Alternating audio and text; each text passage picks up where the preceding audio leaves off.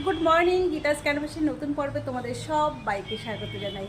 তো দেখতেই পাচ্ছ আমরা দুজনেই রেডি হয়ে গেছি আর এখন যাচ্ছি অনেকটা দূরে, মানে আমাদের বাড়ি থেকে মোটামুটি 20 থেকে 25 মিনিটের মতো লাগে, আর আমরা টোটোতেই যাবো আর কি।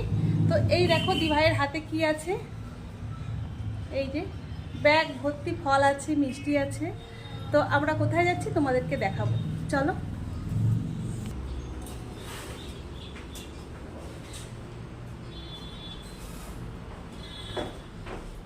রাস্তায় এসে শুরু হয়ে গেল আম কেনা।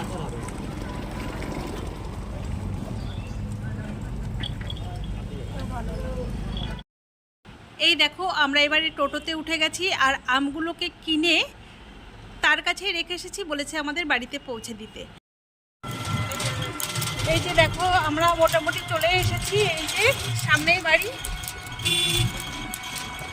দেখো কত গাছপালা।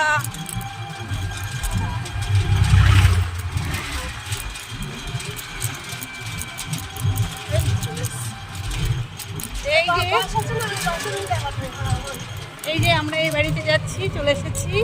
এদের বাড়িতে প্রচুর গাছপালা। চল চল চল চল, তুই আগে চল, তুই আগে চল।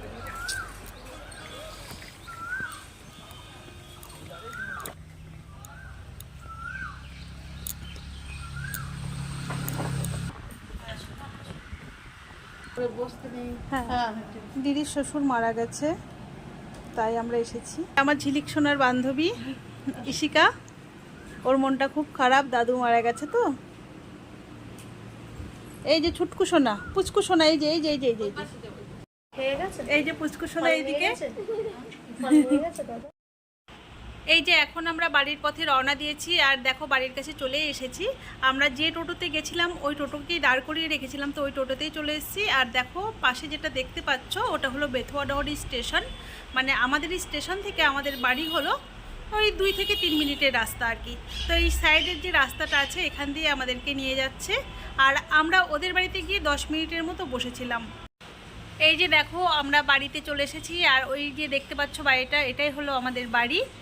এই যে যাওয়ার সময় যে আমটা কেনা হয়েছিল সেটা নিচে রেখে গেছিলো সেই কাকুটা আর কি। তো এখন দিভাই আমগুলো নিয়ে উপরে চলে আসলো আর দেখো আম ঢেলে দিয়েছে, এখানে 5 কেজি আম নেওয়া হয়েছে আর তার সাথে 4টে লেবু ফ্রি দিয়েছে। বাড়িতে তো চলে এসেছি, দেখা হচ্ছে আবার পরের ভিডিওতে। টাটা।